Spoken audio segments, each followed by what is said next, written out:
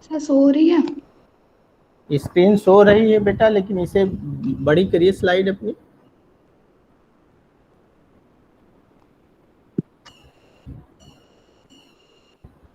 Good, अब सही है। अब सही है।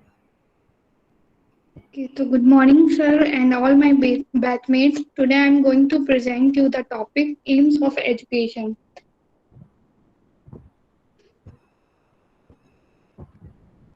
अर्थात शिक्षा के उद्देश्य. So I want to start my presentation with the quote that is the true purpose of education is to make minds not careers. यानी शिक्षा का मुख्य उद्देश्य और महत्वपूर्ण उद्देश्य अच्छे मस्तिष्क का विकास करना है, अच्छे व्यक्ति और अच्छे व्यक्तित्व का विकास करना है, ना कि केवल व्यवसाय बनाना और आर्थिक उन्नति करना. So before going to the topic aims of education, we must know what is education.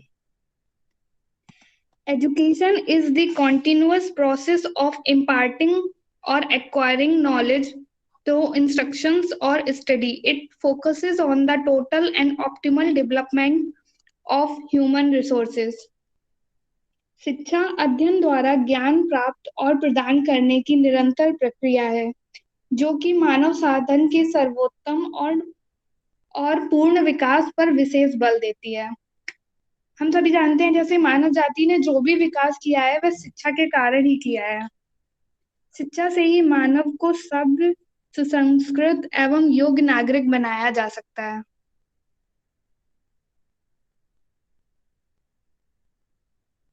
हम सभी जानते हैं एजुकेशन हमारे लिए कितनी इम्पोर्टेंट है. अगर हम इस समाज में रह पा रहे हैं, समाज को आगे बढ़ा पा रहे हैं, तो हमें इसके योग्य एजुकेशन नहीं बनाया है. अब the word education is derive from the Latin word. Education जो शब्द है वह लैटिन वर्ड से बना है. एडुकेटम, टू ट्रेन यानी अभ्यास कराना. एडुकेट, टू ड्रॉ आउट और to call forth. And educate, to lead out यानी आगे बढ़ाना और नेतृत्व करना.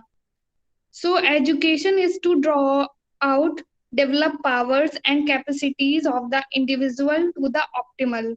तो शिक्षा वह साधन है जिसके द्वारा मनुष्य की जन्मजात शक्तियों का विकास किया जा सकता है, उसके ज्ञान और कौशल में वृद्धि और व्यवहार में परिवर्तन किया जाता है.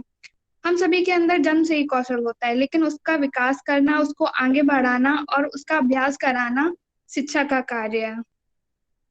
तो शिक्षा वही है जो हमारा विकास करती है. शिक्षा की परिभाषा कई विद्वानों ने दी है. मैंने यहाँ महात्मा गांधी के द्वारा दी गई परिभाषा का वर्णन किया है. तो महात्मा गांधी जी कहते थे, by education I mean an all round drawing of the best in child and mind, in body, mind and spirit. यानी शिक्षा से उनका तात्पर्य यह था कि वह बालक और मनुष्य के शरीर, मन तथा आत्मा का सर्वांगीण एवं सर्वोत्कृष्ट विकास से है. उनके अनुसार शिक्षा वही है जो हमारे हर तरह से विकास करे, चाहे वो वह मन का विकास हो, शरीर का विकास हो या आत्मा का. Now we will see what is the meaning and definition of aim of education. An aim of education is such a statement which indicates an ideal condition of desirable change, such as ideal condition which cannot be bound in limits. अर्थात शिक्षा का उद्देश्य व्यक्ति में वांछित परिवर्तन की आदर्श स्थिति की ओर संकेत करता है. ऐसी आदर्श स्थिति जिसको हम सीमा में नहीं बांध सकते हैं. हम सभी के अंदर आगे बढ़ने की चाह होती है. हम सभी ऊंचा उठना चाहते हैं. हम सभी जीवन में कुछ अच्छा कार्य करना चाहते हैं. यही हमारे जीवन के उद्देश्य होते हैं. ऐसे ही शिक्षा के उद्देश्य होते हैं. इनको हम सीमा में नहीं बांध सकते, जो कि हमें उच्च दिशा की ओर बढ़ाने का प्रयास करते हैं. We always have confusion about aims and objectives. हम कभी समझ नहीं पाते हैं कि aims और objectives में अंतर क्या होता है. तो now I try to differentiate between the aims and objectives. An aim indicates an ideal condition, such ideal condition which cannot be bound in limits. Whereas an objective has a specific limit, it is achievable in itself. AIIMS यानी उद्देश्य एक आदर्श स्थिति को बताता है जिसे सीमा में नहीं बांधा जा सकता। इसके विपरीत ऑब्जेक्टिव्स यानी लक्ष्य होता है। लक्ष्य की सीमा निश्चित होती है। हम उद्देश्य को प्राप्त करने के लिए लक्ष्य बनाते हैं और लक्ष्य प्राप्त करते हुए उद्देश्य की ओर बढ़ते हैं। जैसे कि हम एग्जाम्पल लेते हैं, हमें नौकरी करनी है तो सबसे पहले हम लोगों को बचपन में स्कूल में डाला गया, तो पहले हम लोगों ने 6, 7, 8 तक वहां पे शिक्षा ग्रहण की। फिर हम लोगों को जिस स्ट्रीम में जाना था वो हम लोगों ने सब्जेक्ट लिया, आगे गए, और उसके बाद जिस दिशा में हमें जाना था या हमें आगे जो भी करना था हमने उसको चूज किया और आगे बढ़े।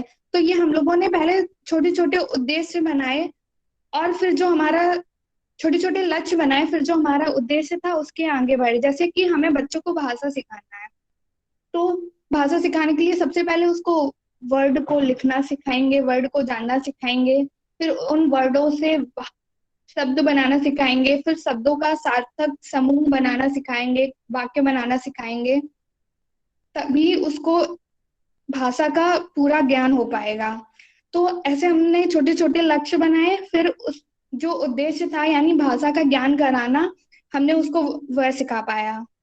तो अब हमने देख लिया कि उद्देश्य और लक्ष्य में क्या अंतर होता है। अब हम देखेंगे कि हमें शिक्षा के उद्देश्यों की आवश्यकता क्यों पड़ी। Necessity of aims of education. So the first necessity is it gives us direction to act in a definite way. शिक्षा हमें एक दिशा प्राप्त कराती है कि हमें किस रास्ते पर जाना है। अगर हमें पता ही नहीं होगा हमें किस रास्ते में जाना है तो हम ठीक तरह से अपने उद्देश्य को प्राप्त नहीं कर पाएंगे। अगर हमें जैसे कि किसी बच्चे को डॉक्टर बनना है या इंजीनियर बनना है तो उसको पता होना चाहिए कि उसे किस दिशा में कार्य करना है, तब वह अपना उद्देश्य प्राप्त कर पाएगा। Second, by this we are aware what we are doing and why we are doing. जब हमें शिक्षा के उद्देश्य का ज्ञान होता है तो हमें पता होता है कि हम क्या कर रहे हैं और क्यों कर रहे हैं। जैसे कि हम सभी शिक्षा ग्रहण कर रहे हैं तो हमको पता है हम लोग क्या शिक्षा ग्रहण कर रहे हैं और क्यों कर रहे हैं। Third is to access the outcomes और रिजल्ट ऑफ एडुकेटिव एक्टिविटी। हमें शिक्षा के उद्देश्य के द्वारा पता चलता है कि हम जो शिक्षा कार्य कर रहे हैं उसका क्या रिजल्ट होगा, उससे हमें क्या प्राप्त होगा, तभी हम अच्छे से शिक्षा प्राप्त कर पाते हैं। तो शिक्षा के उद्देश्य किसी भी चीज को प्राप्त करने के लिए बहुत आवश्यक है। Fourth is to ensure development of life in right direction. हमें पता होगा कि शिक्षा के उद्देश्य क्या है तो हम अपनी लाइफ को एक डेफिनेट डायरेक्शन में ले जा पाएंगे जहां पर हम चाहते हैं, और वह डायरेक्शन सही होगी। हमें पता होगा क्या हमारे लिए सही है और क्या गलत। Fifth is it provides continuity and significant to education. ये हमारी शिक्षा को निरंतर शिक्षा की निरंतर प्रक्रिया कराता है। जैसे कि अगर हमें शिक्षा के उद्देश्य को नहीं पता का ज्ञान नहीं होगा, हमें नहीं पता होगा कि हमें क्या करना है, तो फिर हमें शिक्षा ग्रहण करने का मन ही नहीं करेगा। जब हम जान जाएंगे कि हम अगर शिक्षा करेंगे तो हम अपने जीवन में क्या परिवर्तन कर सकते हैं, तो हम अच्छी तरीके से शिक्षा ग्रहण कर सकते हैं।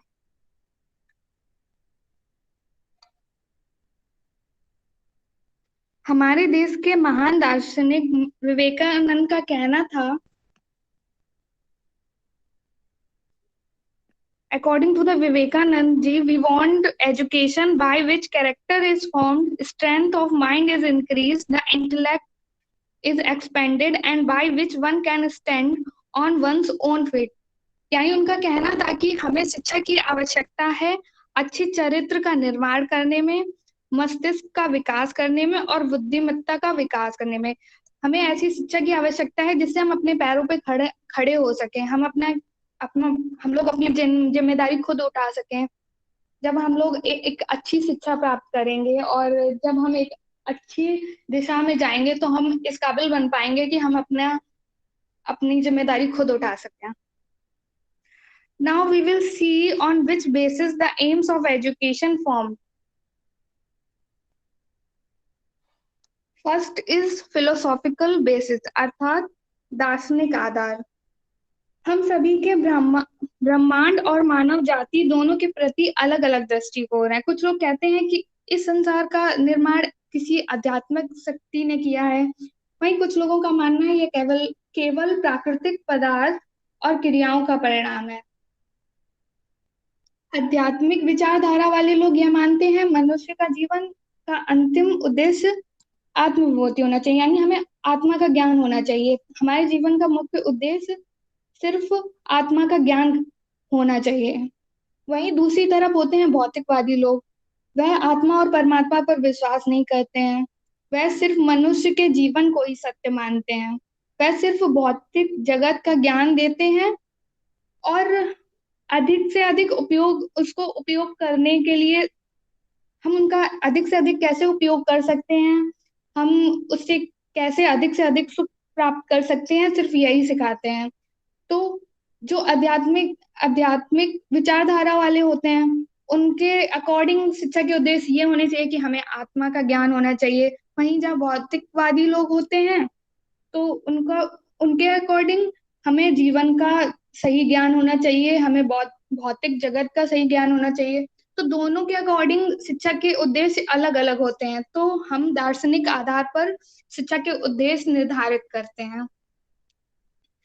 सेकेंड इज सोशियोलॉजिकल बेसिस, अर्थात समाज शास्त्रीय आधार.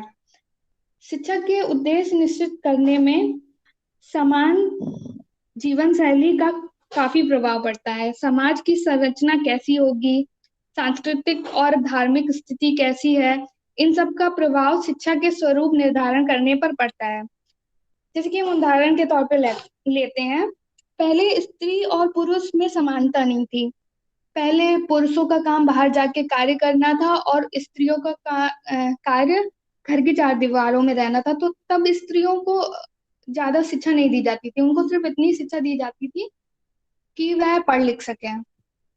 और आज के जैसे आज हम लोग देखते हैं कि आज स्त्री और पुरुष दोनों में समानता है, दोनों के शिक्षा के उद्देश्य समान है. दोनों अब लड़कियों को भी उतना ही पढ़ाया जाता है जितना लड़कों को पढ़ाया जाता है. पहले ऐसा नहीं था. तो अब जब हमारा समाज बदला है तो शिक्षा के उद्देश्य भी बदले हैं. तो समाज के आधार पर शिक्षा के उद्देश्य निर्धारित होते हैं. थर्ड इज पॉलिटिकल बेसिस, अर्थात राजनीतिक आधार. जब हम शिक्षा का इतिहास देखते हैं तो हमको पता चलता है कि हम सबसे अधिक प्रभाव शिक्षा पर राज्य और राजतंत्र का पड़ता है. जिस राज्य में जैसी शासक प्रणाली होती है वहां पर शिक्षा के उद्देश्य वैसे ही होते हैं. जैसे कि एकल शिक्षा प्रणाली, एक तंत्र जहाँ पे होता है वहां शासक ऐसी शिक्षा का उद्देश्य बनाता है, निर्धारित करता है जहाँ से जिससे वह नागरिकों को अपना शिक्षा भक्त बना सके. और वहीं जैसे लोकतंत्र होता है वहां पे सबको स्वतंत्रता होती है, अपनी विचार की अभिव्यक्ति की स्वतंत्रता होती है, अपने चिंतन की स्वतंत्रता होती है. वह जिसको चाहे वह उसको अपना शासक बना सकता है. तो इस शासन प्रणाली में सभी का ऐसे विकास किया जाता है कि उनके अंदर चिंतन करने का और अपने विचार प्रकट करने का विकास हो सके. फोर्थ इज इकोनॉमिक बेसिस, अर्थात आर्थिक आधार. समाज का अर्थतंत्र और उसकी आर्थिक स्थिति भी शिक्षा का उद्देश्य निश्चित करने पर आधार होती है. जो संपन्न देश होते हैं, जैसे कि जो डेवलप्ड कंट्री होते हैं, वहां पे शिक्षा का उद्देश्य भी व्यापक होता है. वहां पे हाई एजुकेशन पे सबसे ज्यादा ध्यान दिया जाता है कि कैसे वह अच्छे से अच्छे नागरिक बना सके जिससे उनके देश की उन्नति और हो सके. जबकि जो आर्थिक दृष्टि से थोड़े कमजोर देश होते हैं, जिसमें इतनी अच्छी हम लोग सुविधाएं नहीं दे पाते हैं, वहां पे सामान्य शिक्षा की ही बात होती है. और जो गरीब देश होते हैं वहां पे तो शिक्षा की स्थिति बहुत खराब होती है. हर वहाँ के देश के लोग हर किसी नागरिक को शिक्षा नहीं दे पाते हैं, एक अच्छी शिक्षा। तो जो आर्थिक आधार होता है उसका प्रभाव शिक्षा पे बहुत ज्यादा पड़ता है। Fifth is philosophical basis, sorry psychological basis, यानी मनोवैज्ञानिक आधार। हम सभी जानते हैं कि शारीरिक और मानसिक आधार पर सभी बच्चे समान नहीं होते हैं, सबकी अलग अलग योग्यताएं होती हैं, सब अलग अलग, सब एक तरह से नहीं सोचते हैं, सब अलग अलग सोचते हैं सब। तो हम सबको एक तरह की शिक्षा नहीं दे सकते सबके। अब हम पहले क्या होता था कि सबको एक समान शिक्षा दी जाती थी, लेकिन अब क्या होता है कि जैसा हमें बच्चा दिखता है हम उसको उस प्रकार की उसकी रुचि के अनुसार शिक्षा देते हैं। मनोवैज्ञानिक आधार पर निर्धारित किए जाते हैं शिक्षा के निर्देश। बच्चा क्या सीख सकता है, क्या नहीं सीख सकता है, उसे कैसे सिखाया जा सकता है, ये हम मनोविज्ञान से ही जान सकते हैं। तो मनोविज्ञान के बिना शिक्षा के उद्देश्य तो बना बना दिए जा सकते हैं, पर उसको एक दिशा नहीं दी जा सकती है, इसलिए मनोविज्ञान शिक्षा के उद्देश्य निर्धारण करने में बहुत ही आवश्यक होता है। सिक्स्थ इज साइंटिफिक बेसिस, अर्थात वैज्ञानिक आधार। आज विज्ञान का युग है, हम सभी जानते हैं कि आज इतनी मशीन्स आ गई हैं, सब कुछ इतना सरल हो गया है। जो पहले जिस कार्यों को करने में पहले हमें बहुत समय लगता था, अब हम वह तुरंत कर सकते हैं। जैसे कि एक किसान है जो अपने खेत में कटाई कर रहा है, जिसमें वो ट्रैक्टर यूज कर रहा है, और दूसरी तरफ एक दूसरा किसान है जो अपने परिवार वालों को लेकर कटाई कर रहा है। तो सबसे पहले वह उसका कार्य उसका काम कंप्लीट हो जाएगा जो ट्रैक्टर यूज कर रहा है, और जो हाथ से करवा रहा है उसको टाइम लगेगा। तो जब हम लोग विज्ञान और तकनीकी का विकास करेंगे तभी हमारे समाज का विकास होगा, और विज्ञान से ही हम समाज के अंदर जो अंधविश्वास फैला हुआ है उसको समाप्त कर सकते हैं। इसलिए आज किसी भी समाज की शिक्षा में उसके उद्देश्य निर्धारण करने में विज्ञान और तकनीकी का बहुत बड़ा प्रभाव पड़ता है। तो अब हम जान गए हैं कि शिक्षा के उद्देश्य हमें किन किन आधारों पर निर्धारित करने हैं। So now we will discuss what are the main aims of education. शिक्षा के मुख्य उद्देश्य कौन कौन से हैं? We can classify the general aims of education under 9 headings. शिक्षा के मुख्य उद्देश्यों को हम 9 भागों में बांटते हैं। पहला है फिजिकल डेवलपमेंट, यानी शारीरिक विकास का उद्देश्य। सेकेंड इज मेंटल डेवलपमेंट, अर्थात मानसिक विकास का उद्देश्य। थर्ड इज सोशल डेवलपमेंट, अर्थात सामाजिक विकास का उद्देश्य। फोर्थ इज कल्चरल डेवलपमेंट, यानी सांस्कृतिक विकास का उद्देश्य। Fifth is moral and character development, अर्थात नैतिक एवं चारित्रिक विकास का उद्देश्य। सिक्स्थ इज वोकेशनल डेवलपमेंट, अर्थात व्यावसायिक विकास का उद्देश्य। Seventh is education of political system and citizenship, शासन तंत्र एवं नागरिकता की शिक्षा का उद्देश्य। Realisation of needs and aspiration of needs, राष्ट्र की आवश्यकताओं एवं आकांक्षाओं की पूर्ति का उद्देश्य। स्पिरिचुअल डेवलपमेंट, आध्यात्मिक चेतना का विकास। So these are the 9 points which we are going to discuss, in which first is physical development. At present, in the field of education, by physical development of our children is meant strengthening the muscles and different organ of the body of the children, development, training of their organs and action, perception and development and sublimation of their instinct. वर्तमान में शिक्षा के क्षेत्र में बच्चों के शारीरिक विकास का अर्थ उनकी मांसपेशियों और उनके शरीर के विभिन्न अंगों को सशक्त बनाने, उनके शरीर का पूर्ण विकास करने और जन शक्तियों का पूर्ण विकास करने से होता है। हम सभी जानते हैं कि स्वस्थ शरीर में ही स्वस्थ मन का निवास होता है। जब हम स्वस्थ ही नहीं होंगे तो हम शिक्षा प्राप्त कैसे कर पाएंगे? हमें शिक्षा प्राप्त करने में मन नहीं लगेगा, ना ही हम ठीक तरह से शिक्षा प्राप्त कर पाएंगे और ना ही ठीक से हम ज्ञान प्राप्त कर पाएंगे। तो इन सब के लिए हमें उच्चतम स्वास्थ्य के नियम बताए जाते हैं। हमें सिखाया जाता है कि हम अपने आप को स्वस्थ कैसे रख सकते हैं। उसके लिए आसन, व्यायाम, खेल कूद की व्यवस्था की जाती है। हम देखते हैं आज विद्यालयों में खेल कूद के मैदान जरूर होते हैं। बच्चों के शरीर का पूर्ण विकास के लिए यह बहुत आवश्यक होते हैं। बताया जाता है कि वह अपने आप को स्वस्थ कैसे रखें। अगर वह बीमार हो रहे हैं तो वह अपने आप को बीमारी से कैसे बचाएं, और अगर बीमार हो गए हैं तो फिर से स्वस्थ कैसे हों। यह सब बहुत ही आवश्यक होता है, क्योंकि स्वस्थ हम जानते हैं कि स्वस्थ व्यक्ति ही प्रसन्न रहता है, उसमें नई नई चीजें सीखने का उत्साह होता है। स्वस्थ मनुष्य के हाथों में ही देश सुरक्षित रह सकता है। अगर मनुष्य स्वस्थ नहीं होगा, वह चिड़चिड़ा रहेगा, फिर वह उसका ना एक समाज में उसको कोई अच्छे नजर से नहीं देखेगा, वह समाज में लोगों से अच्छा व्यवहार नहीं करेगा। तो इस सब के लिए उसका शारीरिक विकास अच्छा होना बहुत आवश्यक है। इसलिए हम सबसे पहले बच्चों के शारीरिक विकास पर ध्यान देना चाहिए, और यह कार्य शिक्षा के द्वारा ही पूरा किया जा सकता है। इसलिए शिक्षा का एक उद्देश्य शारीरिक विकास करना होता है। लेकिन हम ये भी नहीं कह सकते कि शिक्षा का सिर्फ एकमात्र और मुख्य उद्देश्य शारीरिक विकास ही करना होता है।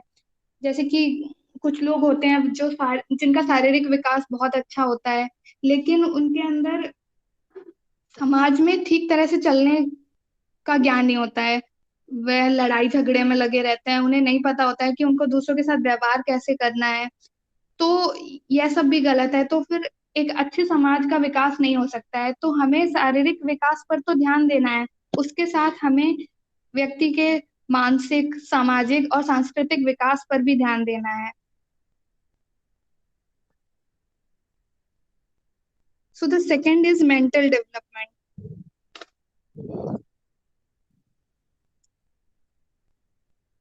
In present time, by mental development in the field of education is mean the knowledge of language for communication of ideas, knowledge of different subjects for the knowledge of material and spiritual world, development of mental facilities such as memory, observation, imagination, logic, thinking, meditation, generalization, and decision making. आज शिक्षा के क्षेत्र में मानसिक विकास का मतलब बच्चों के अंदर विचार का आदान प्रदान करने के लिए भाषा का ज्ञान कराना है, वस्तु जगत और आध्यात्मिक जगत दोनों का ज्ञान कराना है। मानसिक शक्तियां जैसे स्मृति, निरीक्षण, कल्पना, तर्क और चिंतन, मनन, निर्णय आदि का विकास करना है। उन्हें पता होना चाहिए कि क्या सत्य है और क्या असत्य है। उनको पता होना चाहिए कि उनके लिए क्या सही है और क्या गलत। उनको मानसिक रूप से तभी मजबूत बनाया जा सकता है। और इसके लिए हम बच्चों को उनके और विचारों को अभिव्यक्त करने की स्वतंत्रता देनी चाहिए। जब वे अपने विचारों को ठीक प्रकार से आदान प्रदान कर पाएंगे, तभी उनके अंदर भाषा का ज्ञान होगा। और आजकल तो लर्निंग बाय डूइंग का चलन है। आज आज हम लोग यह ध्यान देते हैं कि बच्चा जो कार्य करे वह खुद करके सीखे, क्योंकि जो जो चीजें हम लोग खुद करके सीखते हैं वह हमेशा हमें याद रहती हैं। हम उससे हमारा आत्मविश्वास भी बढ़ता है। तो एक बच्चे का पूर्णता मानसिक विकास के लिए यह सब चीजें बहुत ही आवश्यक है। तो यह शिक्षा का उद्देश्य होना चाहिए कि हम उस बच्चे का ठीक तरह से मानसिक विकास करें और वह सारी चीजें करें जिससे उसका मानसिक विकास अच्छे से हो सके।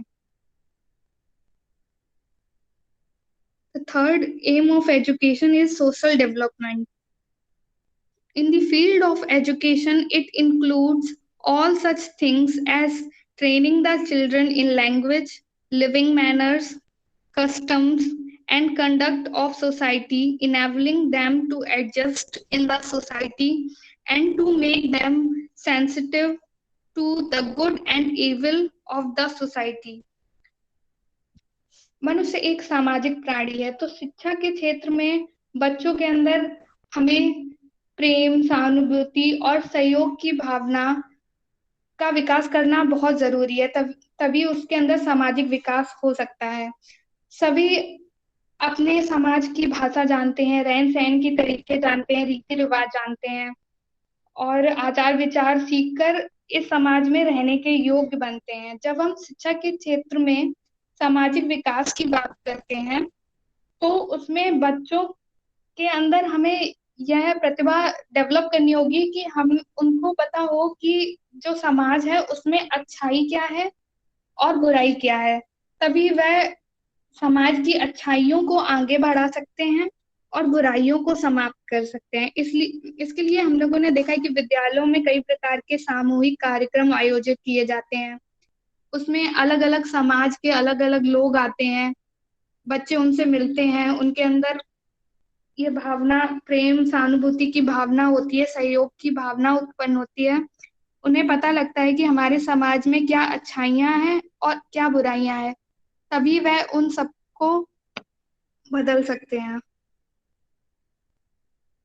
इस एम के चीफ सपोर्टर थे जॉन डीवी।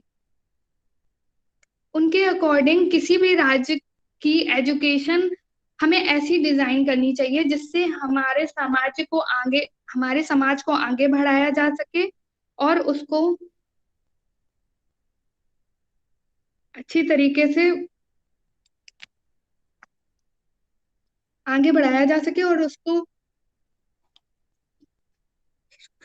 अच्छा और बनाया जा सके। अब मैं इतना ही रखती हूँ। अगर आप लोगों को इससे रिलेटेड कोई क्वेश्चन पूछना है या फिर मुझे कोई सुधार की आवश्यकता है वो बताना है तो आप बता दीजिए, इसके आगे मैं कल कंटिन्यू करूंगी।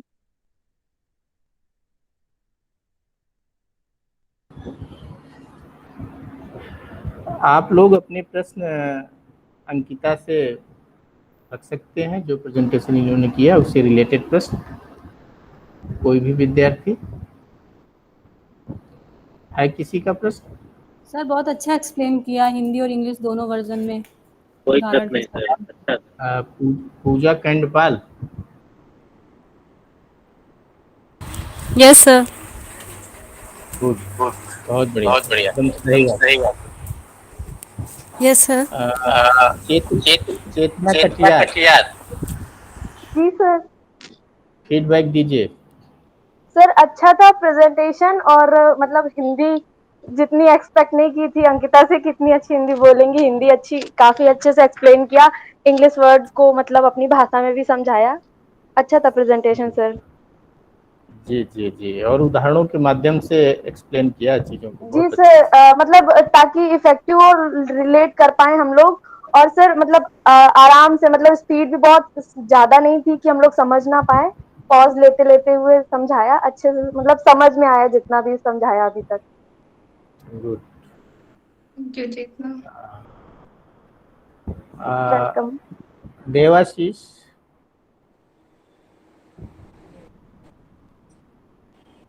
देवाशीष मिश्रा सुन पा रहे हैं?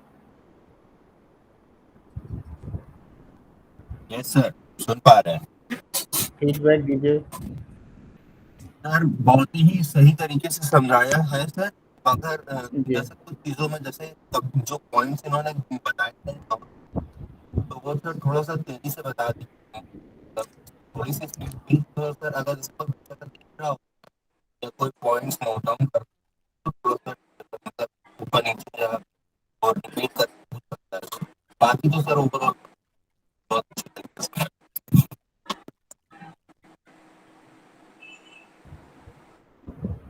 Next yes sir. Shivangi Singh, Shivangi Singh.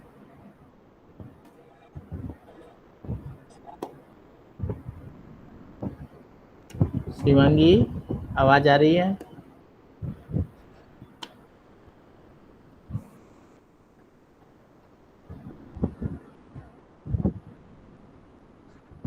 Roshan Singh. विकास माइक ऑफ कर लो अपना। जिसका नाम लिया जाए वही लोग माइक ओपन करेंगे, ठीक है। Roshan Singh. Yes sir. Sir feedback अच्छा था दीजिए आप। सर, अच्छा था प्रेजेंटेशन, और दोनों क्या लैंग्वेज अच्छा में था भी। वो भी बताइए हमें। क्या सर अच्छा था?